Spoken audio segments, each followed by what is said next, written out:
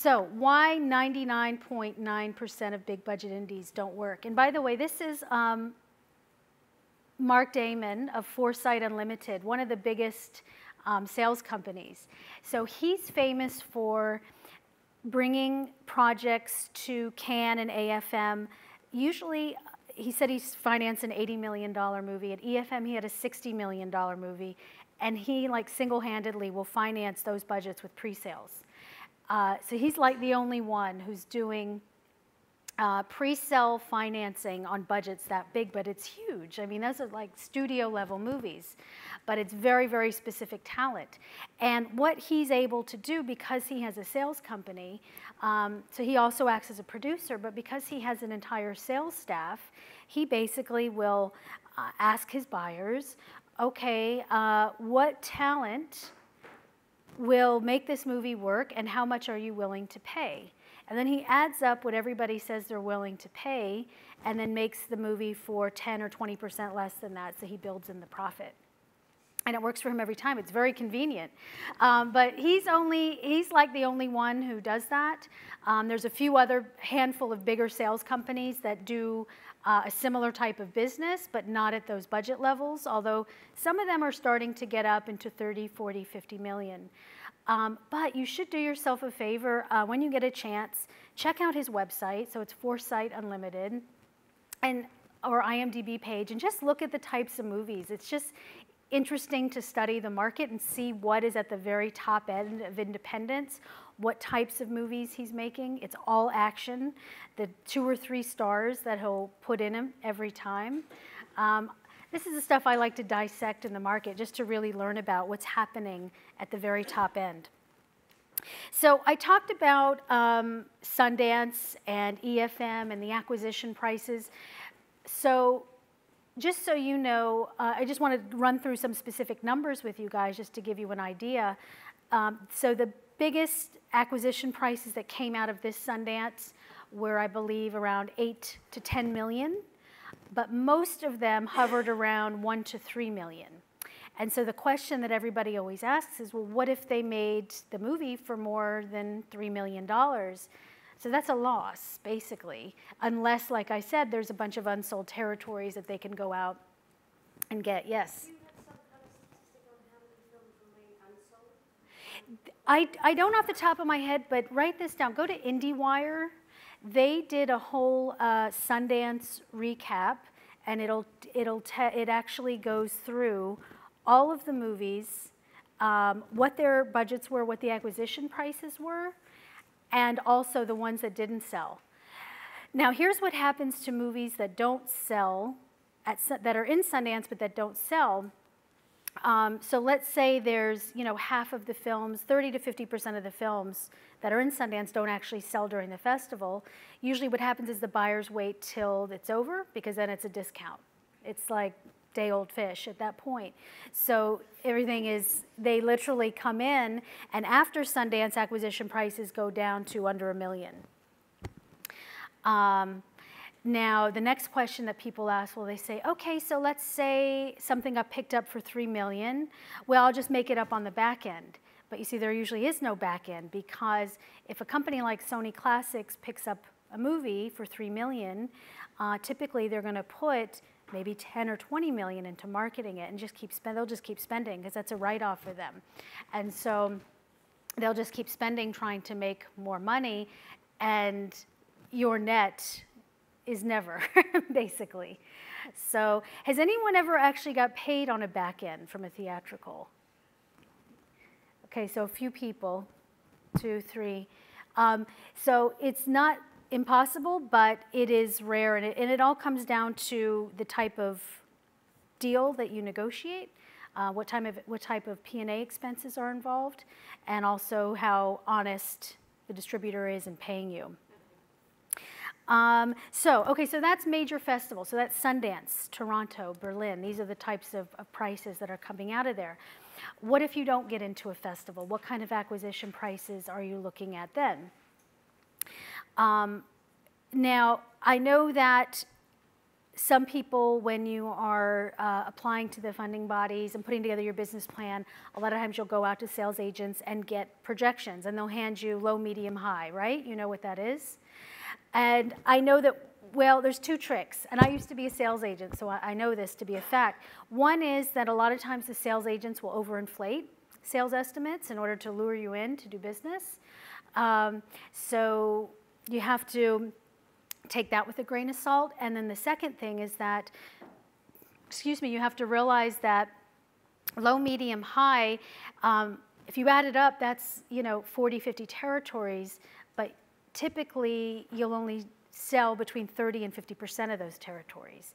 And that was something that was actually a big surprise to me. When I first started selling, I remember looking at these charts going, wow, this is all the money we could make. And then after 2 or 3 markets, I realized, well, we only sold like 5 of these 40 territories.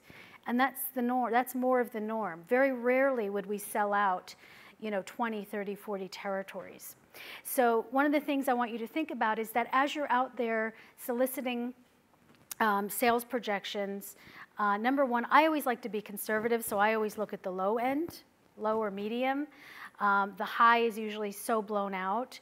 And number two, just cut it in half and realize that you'll probably only sell half of those at the most, and anything over that is gravy. And so we talk about reverse engineering your budget. If you look at sales projections and you look at the low end and you cut it in half, what is that number? And that's maybe should be the starting point for your budget. Now, I put up sales projections on my site, filmspecific.com. I usually refresh them after every market, just make sure. But the funny thing is they've been pretty much the same for the last couple of years. A few territories here and there have gone down. So Russia was a big territory a few years ago. Now they're paying a lot less. Korea was paying a lot more, now a little bit less. So the territories, as a whole, things have stayed the same, but certain, single territories here and there have differed. So one of the things I suggest doing too is if you are going out to get sales projections, try to get them from more than one source. I usually tell people try to get them from 2 or 3 different companies and compare them.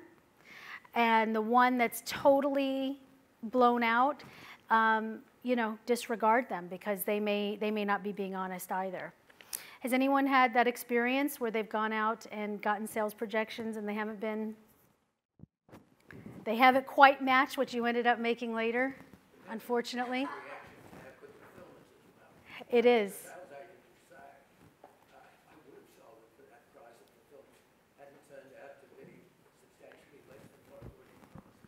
Yeah, so a lot of that is execution dependent, and that's one of the issues with getting sales projections at that stage.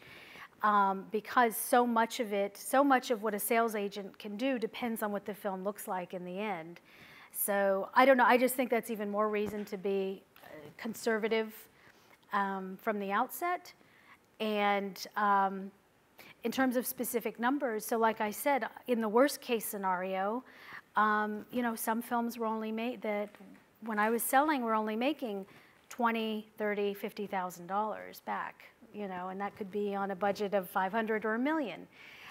Here's something that people are surprised to hear. Buyers usually don't care what you made your movie for. So the fact that you've made it for $1 million doesn't mean they're actually going to pay you more.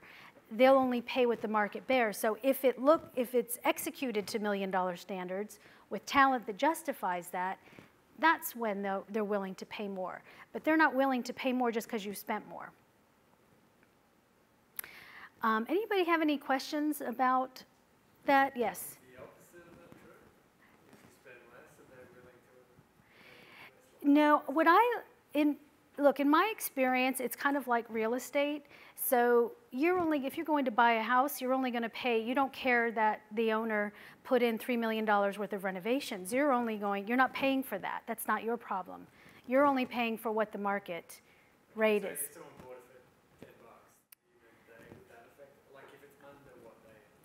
No, so exactly. So like a lot of times people will make a $50,000 film that looks like 500 with maybe they have relationships that they can get TV level talent or something. They're going to get the same price that somebody would. So yeah, it can work for you as well. Um, a question that always gets asked. yes. So I understand, they're interested in why they're asking the question. If it's irrelevant and what it only matters what the market is there, why does that question get asked all the time? Which one? What was your budget? You know, the reason why, from my standpoint, and I can tell you as a sales agent why we used to ask it, is just to get a sense of what the person spent and what they would be looking for to make back. That's been my experience, and the reason why I would want to know. And to this day, as a consultant, I always ask people, what is the budget? Because for me, I want to know what we're working with and what their expectations are and what they want to recoup. So that I can speak from personal experience, that's why I would want to know. But it wouldn't have any bearing on, from a buyer's perspective, maybe in certain circumstances. But in general, I can tell you when I was sitting in front of buyers selling movies, one of the selling points is not, oh, but they spent $5 million. They'll say, well, this is what it's worth to me. This is what I'm going to buy it for. Yes. Not so much a question, but a comment. And as you're talking about all of these numbers, Yes. for us over here, we've got this added level of complexity, which is our films are Australian films. Sure. So it's fascinating to know, what they're worth, what an indie American film would be worth. And in Australia, we've got two other elements to contend with. One being that Australian films generally sell for less, and the other is it's much harder to get access to the level of cast an indie American film will at a price in Australia. Yeah, I understand that. Well, one of the things, and it is an extra challenge, I think, for Australian films, because if you want to cast the Australian name talent, it's a small pool, and everybody's sort of going after. And I'm in the trenches with you. I'm working on an Australian film myself, so I understand those challenges also. But what I will say is that as a buyer, as a sales agent, if I'm speaking from that perspective, and there were plenty of foreign films, Australian, UK, what have you, German, whatever movies that I sold, and it didn't, for example, there's plenty of Australian filmmakers who were able to make movies with maybe they went outside of the film board system or whatever and raised money from overseas and used international talent and kind of went beyond the borders, and the filmmakers just happened to be Australian. And so to me, as a buyer, as a sales agent, as long as all of those elements are there, I'm not going to treat, it's not worth any less to me than an American film would be. And here's one of the things too, I think it's a challenge for Australian filmmakers, because as an American producer, I've never had the luxury of having a film board or soft money or anything like that, and none of my producing colleagues. I mean, we're forced to figure out other ways to do things, and in a very entrepreneurial way, and that's why it's so competitive, because most independent producers, you have to be able to, basically you have to be able to stay in it long enough for things to happen, and there's no way to, you have to be able to earn a living doing something else, because we don't have the same subsidies and things like that. So, sorry? Marry a Canadian or Brit. Or an Australian. So, so that's, so one of the things for Australian filmmakers to think about, UK filmmakers. I was just in London giving this workshop a couple months ago, and over New Year's. And, it was the same conversation with them of, starting to look outside of your borders at the other opportunities that exist. Look for investors that are equity investors outside of Australia. Okay, what does your package need to look like then for that to happen? And start competing in the global marketplace. So can I just ask another Of course. question about Slated, sure. Have you heard any complaints or talk about the ideas getting stolen? Like if you put up your project there at such an early stage, No. you haven't heard No. And look, that's always going to be a concern whether you're putting it up on Slated or IMDb or sending your script out or whatever. I don't know the laws here, but you know, in the States, it's registering it with the Writers Guild and things like that. That's really all you can do. But yeah, I haven't heard of that complaint. Let's see. So that's why big budget indies don't work. Bottom line is acquisition prices aren't there to support the big budgets of indies. And they're just going down and down and down. So as filmmakers, we need to adapt to that.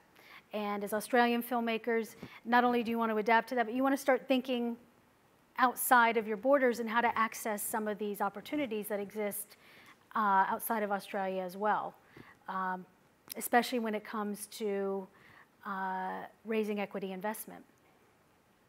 So any other questions on anything I've said so far before I move ahead here? I'm going to start, well, actually, why budget is so critical. Let me make sure I covered all this stuff. But pretty soon, we've been talking about the problem. I'm going to shift into the solution here in a minute.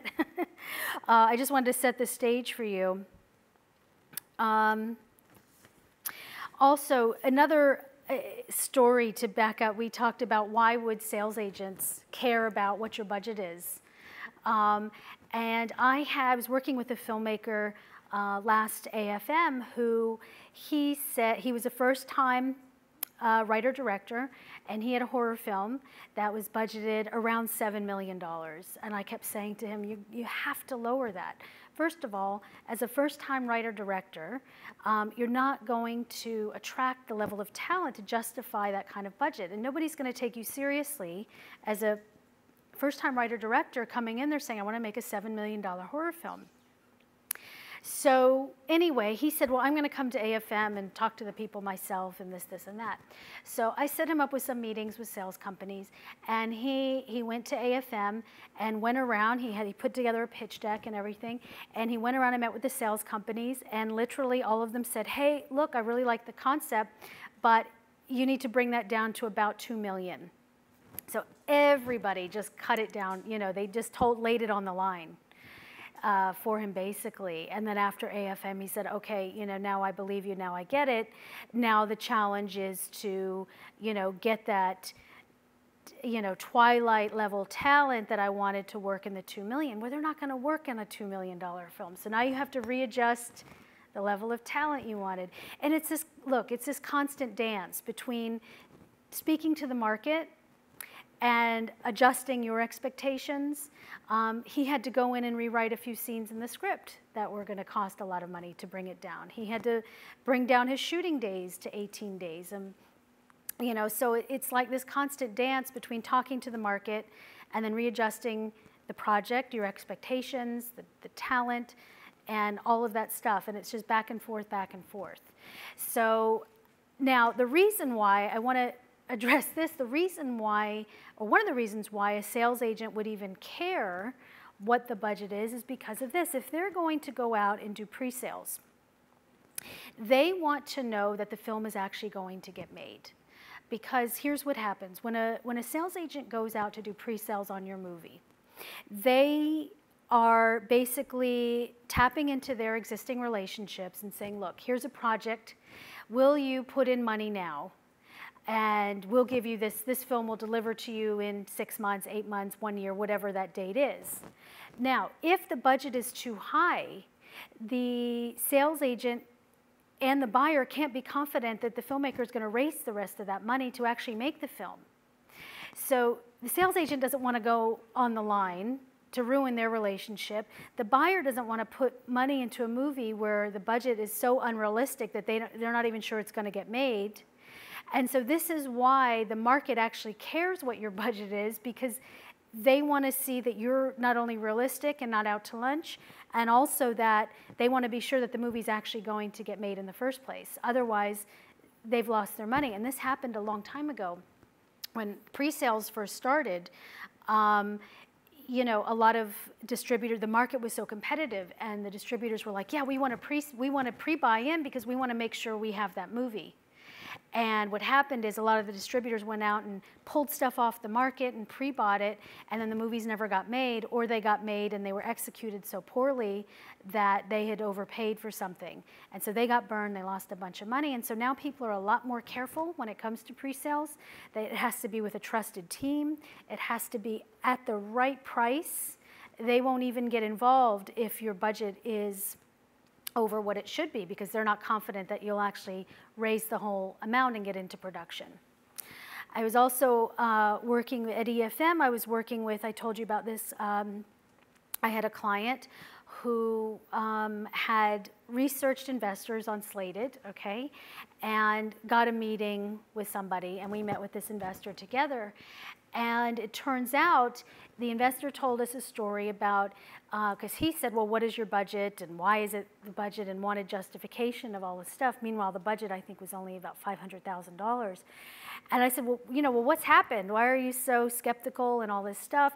He said, well, I've invested in one other film, and the filmmaker wanted to make it for $3.5 million, and I was first money in, and he never raised the rest of the money, and I've been out all my money, and he just keeps, he'll never get to production because he won't lower his budget.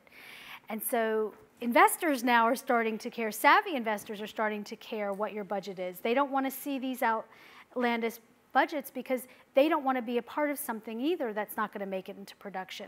This guy lost all his money, he'll never see it again.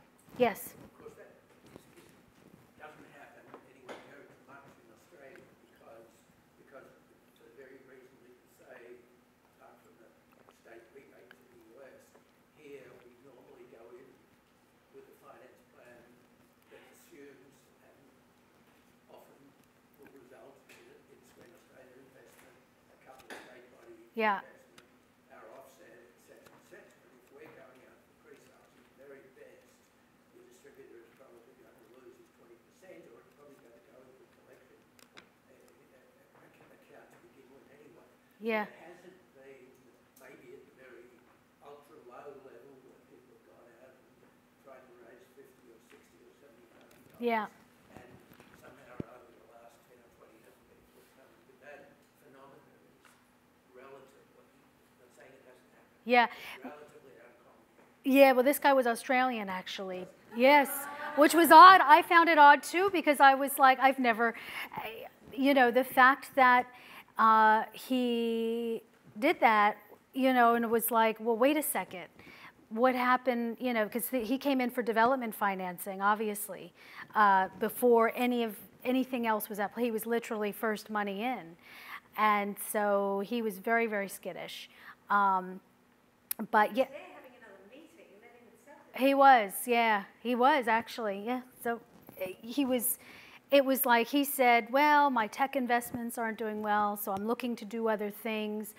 But, I'm only looking to do now things that are going into production or are close to going into production. On this film, we already had 60% of the finance raised, so he liked that. I was talking to him, it was an executive producer on the movie, and since I'm was a sales agent before, I was able to talk to him about like, okay, well, this is where the money's coming from, this is when it's going to come, this is how it's going to come, this is what we're going to do, this is how we're going to take it out. So I was able to, calm him down a little bit on that front.